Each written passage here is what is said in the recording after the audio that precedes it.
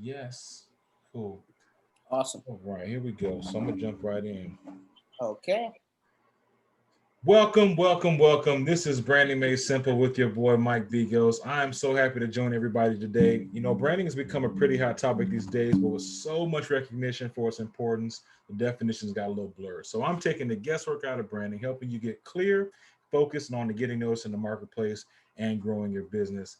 I'm taking the guesswork out of this stuff. So I'm gonna take you behind the curtain of creative services, lift the veil, clear things up. And before you spend another dollar on anything marketing related or creative services that doesn't work, I want you to know that you need to know that you have a brand to sustain your business. So to connect with me, you can do so at focusbranding.com, focusbranding@gmail.com, or at focusbranding on Facebook and Instagram. Let's jump right into the episode, right? So I'm excited. I'm super excited. This has been a few weeks running now. I'm super excited to have a dear acquaintance of mine, Mrs. Florence Davis. I met Flo when we were working over at Tech Data, a software development company that does a lot of e-commerce work in and about the world. And she intrigued me because not only was she super intelligent, super knowledgeable, but she was just a fun person to work with, very professional. And recently we both had an opportunity. She invited me, actually. She invited me to speak during the Startup Week Tampa Bay, and she has been really an avid supporter of the things that I'm doing with my new business, and just helping me develop a platform. So I really wanted to have her on my podcast here because she's got a lot of cool things to say.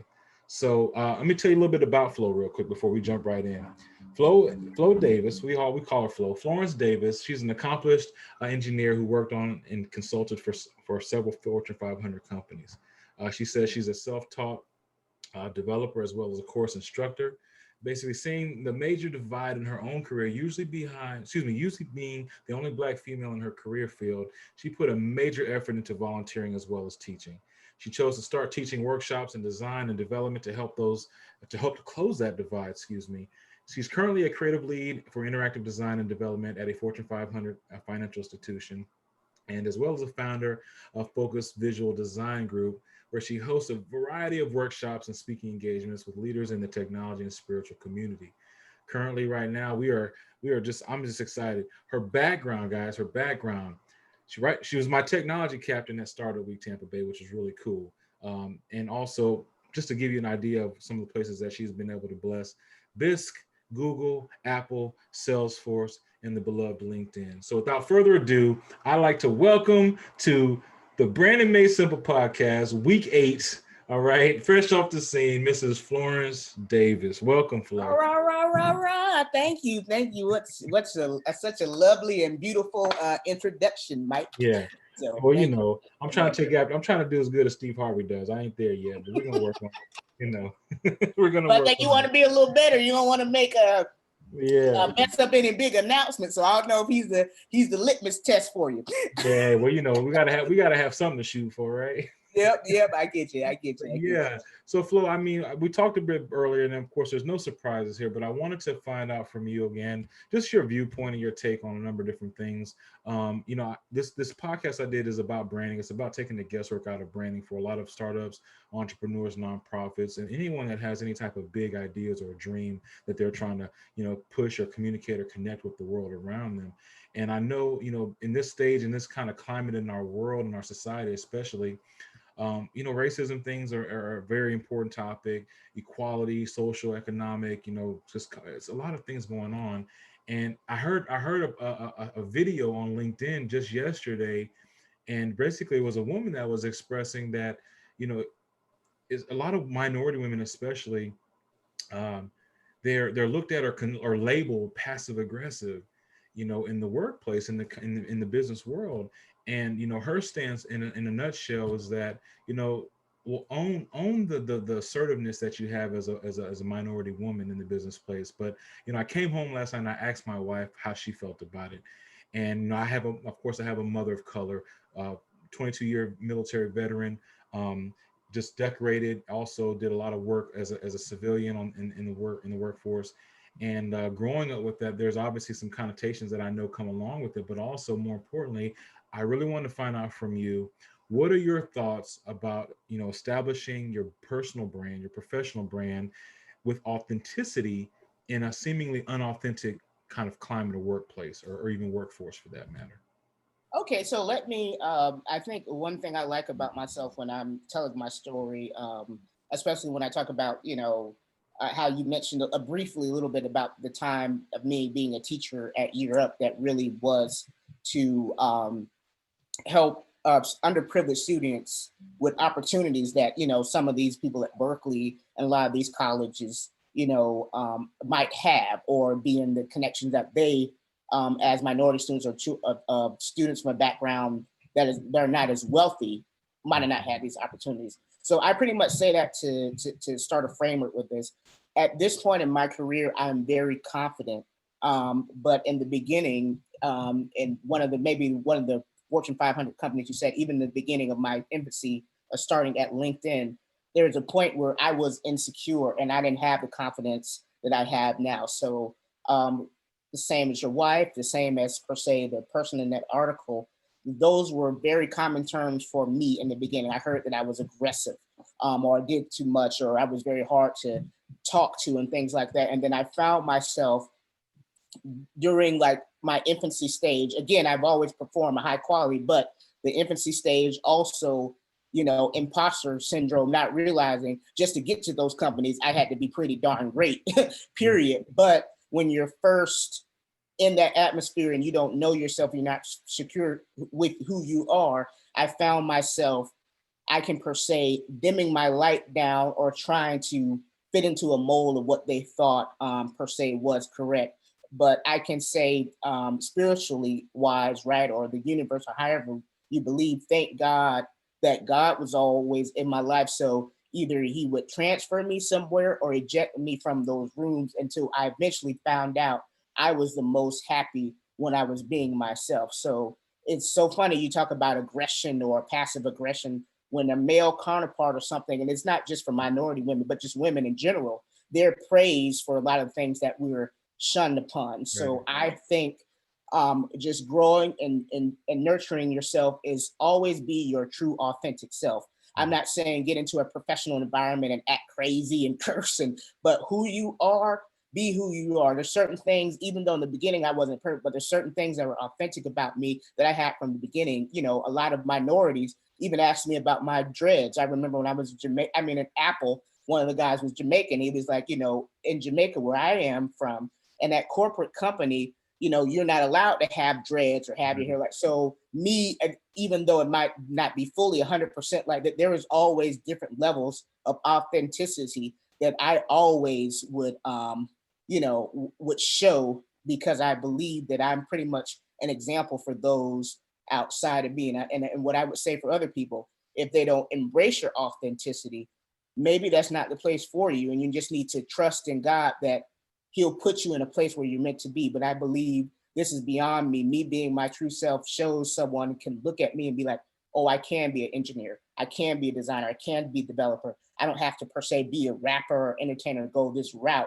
Because when I was a child, or when I was a teenager, seeing was believing. So even in middle school, before I went on to study, not even the background here, Mansa Musa, I didn't know about him growing up, right? But I asked myself a question this in 8th grade. I was like, well, why are all the Black people entertainers? Like, okay, I'm gonna be a scientist. I'm gonna be something else. No, I'm serious. In 8th grade, I'm like, that made no sense to me. But the reality is, I just was unaware. I did something on George White, but actually, there's a lot. But again, at a certain age, you have to see it. So that was pretty instilled in me. I have to be authentic because somebody else behind me is going to see me. And nobody, even if I'm the only person with dreads, that's a little hood or a little this, they're going to see I can do this and I can go this path. So that's what I would say in terms of authenticity. I'm saying, not saying go off the rails, but I believe that you should be a true reflection of yourself, because you don't know how many doors you're opening for people behind you, even though you might get attacked for per se being authentic. Yeah, no, I appreciate that. That's a great point because, as I was talking to my wife last night, again, I grew up in a home where I listened to my mom come home and talk about her work day. And before I even had any inclination that I'd be doing what I'm doing today, I listened to her kind of reflect on what happened during the day, and it seemed very aggressive. But my mom's from Detroit. She's from Detroit, Michigan. Grew up in a town where it was rough, and she made her way. She made it up out of there. So it wasn't until I got older, much older actually, after I was in the military, where I really understood the difference between the way she was actually conducting herself in an assertive or professional manner at work, but then of course regurgitating that at home where she's obviously more comfortable. So it's funny because I actually had some challenges as a minority male. I went into the military sounding like she had sounded when I was younger, and not realizing that when she was talking, it was, she was a higher ranking person, I was a lower ranking person. So, Mhm. I got myself into some trouble because, again, you're trying to assert yourself. You're trying to, I think, as people in general, but more so minority men and women. Um, minority men, of course, I think our position has been to obviously have to quote unquote play the game, and you got to know the game that you're in, and you're playing. And I mean, I heard an analogy once that says, hey, if you're in a rugby game, you don't want to play rugby, you want to play soccer, well, go play soccer. But if you're in a rugby game, these are the rules, and these are the kind of things that are going to happen. You got to know what you're into and kind of play that game. But with that all being said, to your point, having to find your authenticity, I think, is something that we all do, no matter what race, background, color, or anything that we are. However, I think we have sometimes a more of a challenge because we get kind of broad stroked as minorities and saying, hey, if there's been one experience or one altercation or whatever the case was, then the next incumbent, person of color or minority for that matter, male or female especially, um, they kind of get put in that bag too. So I definitely feel you and feel where you're coming from. I found my authenticity a little bit later in my career after having gone through a lot of ebbs and flows. But I'm so happy that we have. And of course, I'll wrap this part up by saying, even yesterday, where I did the actual webcast for someone on the West Coast, one of the children in the class of like almost 100 kids on this webcast says, hey, you know, asked me about reflection, asked me about mindset, asked me about failing. And I was like, well, it's different because you realize you're the center denominator in a lot of things. And until you really find yourself, you're going to go through some opportunities of growth, and you really have to soul search and understand who you are and then be an asset. I feel like you only can give to whomever, your family, your workplace, your loved ones in general. I think you can only give from a place of overflow. So if you For haven't kind of gotten to a full cup of yourself and really being confident or confident enough, then that overflow, is not going to happen. So cool, man. Well, I want to ask you another question, Flo, because again, I always enjoy talking to you. I think you're a very enlightened person. Um, the question I have is, have you ever experienced a feeling of having to be authentic in your personal professional brand in a rather authentic environment? So how did you navigate that? Like, we talked about, yes, it is a thing and how you're going through that process, but how did you actually navigate? Is there any particular point in time or instance that you can recall that you said, okay, hey, I have to really navigate through this? And if you can you share that?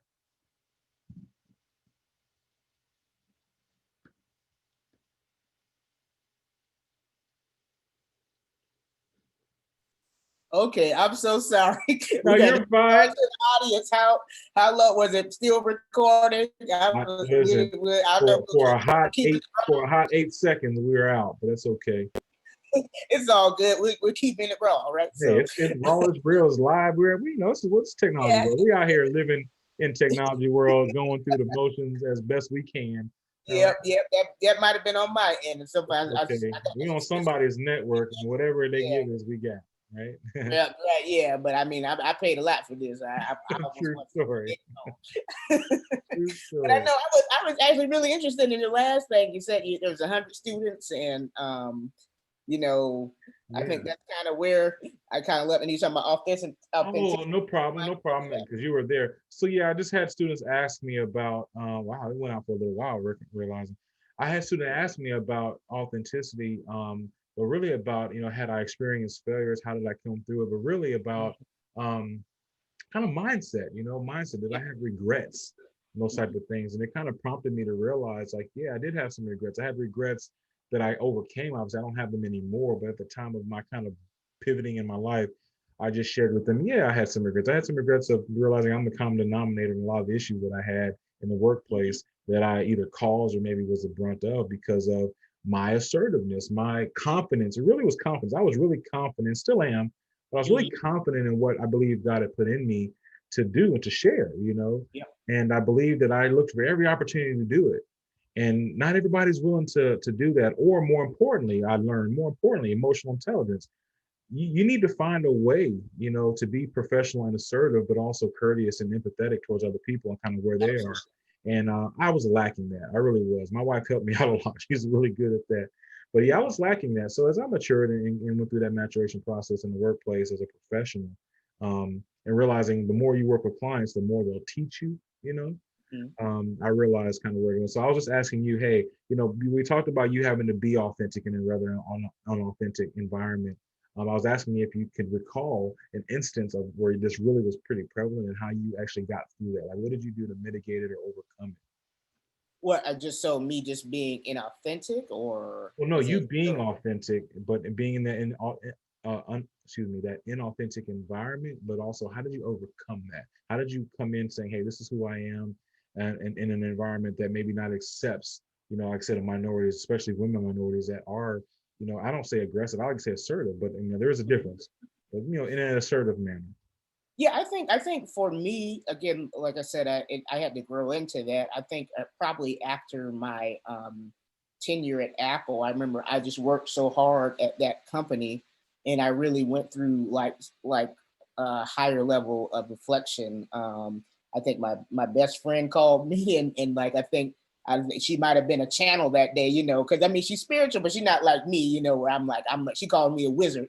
But I remember one thing she said to me on my last day at Apple. She was like, God is just positioning you to another level. Your time here is finished. And I think that really hit me. I think after that, I remember I went to Google and did probably a lot of entrepreneurship after that. But then just something in me just changed from that point on. I was 100% myself. Like there was no Mhm. fitting into a mold, not doing anything. And I just feel like it was just, I don't know if it was a one instance, but that pretty much when I talked to her and how angry I was, I remember that day at Apple, just something in me clicked where it all just came into view. And I was most unhappy when I wasn't being myself, or I was trying to shrink down. Like I was telling you, I was trying to fit, okay, they're doing all this, let me go the same direction, Mhm. or trying not to stand out. But again, God naturally made me stand out. So when they'd be like, flow, flow, no matter what,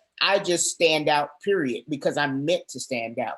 So I think somehow during that valley moment, I had a realization that brought me to like a mountaintop. So I can't say this one thing. It might have been a Mhm. combination of factors, but Yeah. that icing on the cake, that point, everything just clicked for me. Because again, like I said, for me, it was a process. I didn't jump out the womb like authentic. It was something, a process for me to fully embrace myself. That might have probably took maybe even 7 years Yeah. for I me, agree with you. like through my career, to kind of like, so I just want to be really real about that. But then I did that. Then I started again teaching at Europe, working and then I was 100% authentic. Like again, especially with the students, the volunteer audience. Like I said, seeing something beyond myself. I'm like, okay, they have to see it to believe it. So Right. Right. I think that's for me when it clicked. So Yeah. before then, there was always a piece of me, but then if I felt like I might have make other people insecure, then I would dim myself down. I would try to go with the status quo and stuff like that. It wasn't, but now me, I'm like, I'm a trailblazer. I try to slow myself down because I understand some people you have to pace yourself for Right. change, but I am who I am in any pretty much environment now. Yeah. So And it's I so can funny say, that you say that, Flo, because I believe in, you know, a lot of things in social media, especially people creating profiles and personas and all of that.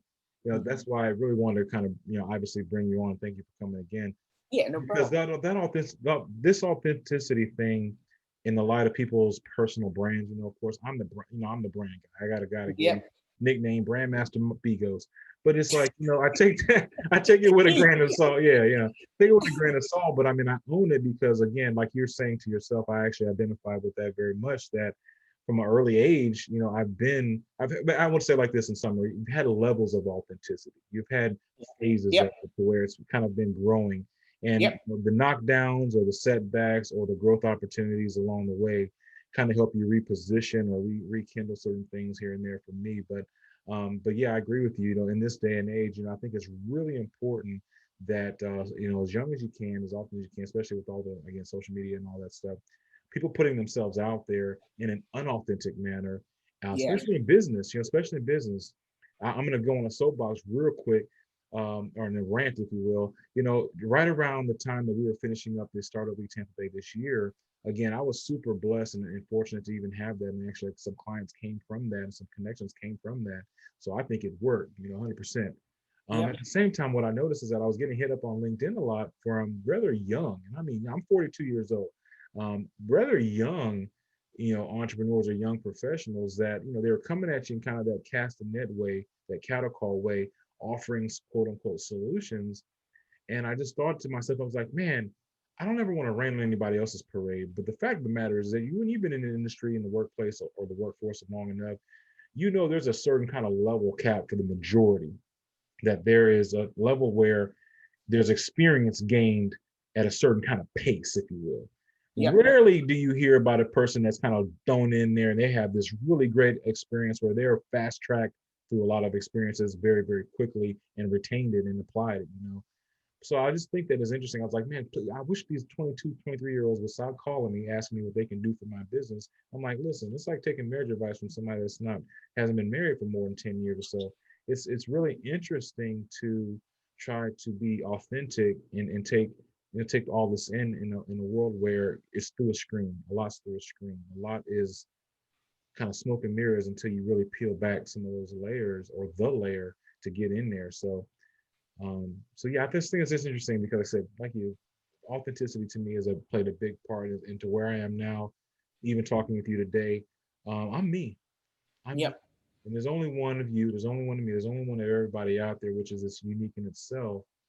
But at the same time, I think a lot of people are trying to recreate wheels as opposed to finding their true self and building Ooh. upon that Yeah, foundation. I agree with that 100%. So like I said, I actually love your soapbox because I wanted to get on that tangent. Being in business and professionalism for so long is like I could see through stuff that other people can't see, just like you with design and me with design as well, or developer or business. So much on Instagram or on the screen really is smoke and mirrors. So like, there's one part of the Generation X that I love. I love the fact that they're unique. They really don't care about what anyone else thinks. That's really cool. They trail. So that's a great. But on the other end, someone Mhm. else talked about this patience and the struggle muscle too. So like I think Struggle possibly, muscle. no, seriously, I possibly, like it. I like it. possibly in this pandemic, and then actually that's not mine. I got that from Glendon Cameron, another entrepreneur I follow. It But works.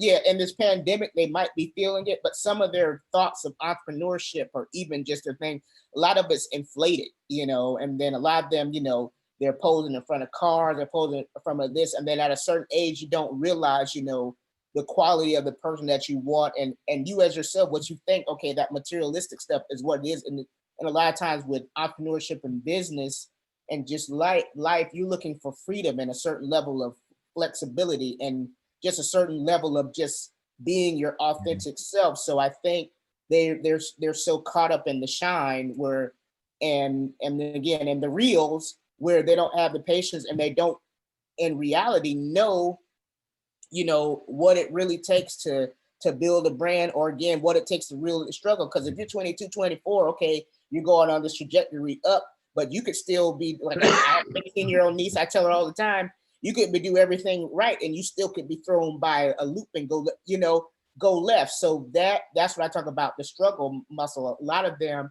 I feel like in a real struggle or something like they wouldn't survive. They're kind of like play entrepreneurs or play, so there's a level of humility that I think they probably should have, Yeah. but they've been in a world that's so microwave. They get this, they get that, or they got the parent money and they're not realizing all this bump up they got ahead. But if something were to really go wrong, could they really run a profitable business, Right, so right. And I agree with that, yeah, Flo. I think I heard I forget it was a talk or an inspirational person, what have you, but they were just talking about the importance of finding a really good balance between, taking in account, the millennial mindset and then the Gen X's and all that, the mhm, Generation Z's, taking in their account, their mindset and factoring that in, but also factoring in the value that comes from what they would call old school or antiquated, because I think there's a good balance and value in both yes, applied at the right time. And I think a lot of times, you remember being young, just like I remember. I've got a 19-year-old and almost an 18-year-old. And, talking with them has helped me have more patience, in general. But, you get with them, and then, of course, everyone's ambitious. And because this microwave type of mentality of Yeah. society has kind of, gassed them up, so to speak, they believe that they can jump out there. And I admire the ambition piece, but I Mhm. think that, what we know in business is being calculated risks Yeah. or informed decisions, applied knowledge. A lot of times that becomes a miss. So great point. Great point. Yeah. Well, I want to let you know. I mean, I want to ask you. Is there Okay. anything as we get ready to close, unfortunately, but I want to ask you: is there anything that you'd like to leave, with the audience here that I have, which is probably not a lot, but I'm enjoying them thus far. Just anything that you want to leave on you, any last type of thought or anything that you want to point or put a Well, spot. I guess since we ended off talking on the millennials and Generation Z and all of us, but not just them, I think all of us. So there was another kind of podcast Zoom thing I was on, but what we talked about was parenting, right? Mm-hmm. And I think this is a foundational thing for everything, kind of just what you talked about. So I think in the 30s and even because I'm in my 30s, right? But there's just certain knowledge that I know, and the fact is, just like our parents, but I was raised old school. I was raised by my grandmother. Mm-hmm. So one thing I feel about the new generation and even the millennials, us the 80s babies and stuff like that, sometimes what we think we'll have our new stuff, which is great, but there's some foundational stuff that still works. I feel like it's your job to siphon out, okay, this is what I take from my parents, what works, this is what throws out. What I think, you know, what a lot of people do that's too forward thinking is where they just like, okay, we got this work, let's throw everything out. I feel like just like a human body, evolution and nature and earth itself, Mm-hmm. we take the foundation they gave us and evolve upon that. I feel like that's missing because I feel like with this new generation, whether they have money or they're doing certain things, there's so much shade to the foundation, but there's so much foundational principles that our grandmothers taught us, or like, and you could just feel it even missing because you don't have those old souls around that we can take with us Yeah. and bring our new stuff and just take out certain things that were during that time that we were, but there's still strong foundation because we wouldn't have made it that far. So that's my thing to leave to the audience. Like, it's great to have new ideas, it's great for all these things, but don't forget those foundational roots that are still tried and true, because the reality is there's nothing brand new under the sun. Don't reinvent the wheel. The wheel is still, you could improve upon it. I think me and you kind of had this discussion about design. There's really nothing new, but what you could take that solid foundation of what's working, but you're allowed to cut out what's not working, but just don't throw everything out. And I think that's for across generations of the whole audience. The things that work, because again, they raised us. We wouldn't be the level that we were if it wasn't for our grandmothers or old school. Like maybe, like I said, maybe we throw out spanking, which is fine. I don't spank my niece, but certain things, foundation of like, etiquette or being kind and loving your neighbor and treating the whole, when me and my sister, my grandma had to do something, babysit the whole neighborhood was a village. So we could go to Aunt Ruby's house. We could go over here to the left. Certain foundational things that they taught us were great. The aloe vera home remedies, so that I think that would be the message I leave for the audience, whether young or old. There's foundational roots that you were brought up on. If it works, don't throw it out. Just refine it, make it better, and keep building. Because again, we're evolving from something. So that's what I would leave the audience. No, I appreciate that's lovely. I agree with Yeah. you 110%. Again, I wasn't raised by my grandmother, but my mother, man, oh my Lord. I lost her this past summer, unfortunately, but she left a legacy. I think that's what's important too. Again, as a small caveat to what you said, legacy is important. Legacy can come in numerous different ways, but you can't throw it all out and try to start anew, because that's like, like that the metaphor says, building your foundation on sand or building your house on the sand. Foundationally, if it's solid, you just reshore up the foundation here and there, patch it up here and there, but it's solid. You can build on top of it. So I agree with you. So Flo, man, I appreciate you so much, man. Tell everybody, Flo, how they can get in contact. How can they connect with you? Okay, so you can, I think the main thing for me when I'm looking towards business is LinkedIn. So linkedin.com/n/Flo Davis. I didn't add the extra W this time, so it's just Flo Davis, FLO Davis, but I might do another one with the W. But that's where you can find me. Or if you type in Flo Davis in the LinkedIn search bar, but I think that's the best way. I curate all of that. Sometimes email can get out of hand. Sometimes on other social media sites, I talk too crazy. So LinkedIn is just, that's the thing. If you go to me there, I know you mean business in terms of business or even spirituality. So I think that's really the best place to do a first base touch with me. Awesome. Well, Flo, again, man, I so appreciate you just being generous with your time this evening. Everybody's busy, got things going on. And I tell you what, I'm going to start doing more like this. So if you got anything that you want to shoot over, Flo, you want me to talk about, man, let me know, because you know. And if you want to come back, let me know. I'd love to have you back, because these are I want to come back. Give me a little bit of time, but I'm for sure I'm ready for round 2. Absolutely. Yeah, so maybe I'll slide around the holidays or something. We'll see. Hey man, you know, next time we do this, we might need to do it in person. I got an extra microphone over here with it. Right. I would love it. Post COVID, hopefully. Awesome. All right. Thanks, Mike, for having me. Well, hey everybody, you've been listening to Branding Made Simple with Mike Bigos. If you need to connect with me, do so at focusbranding.com, at Focus Branding at Facebook and Instagram, or focusbranding@gmail.com. Again, my belief in my coin is, you know, great design, or good design rather, is good business, and good businesses deserve to get noticed. Until next time, this has been Branding Made Simple. We'll see you out there in the street. Take care, guys. All right.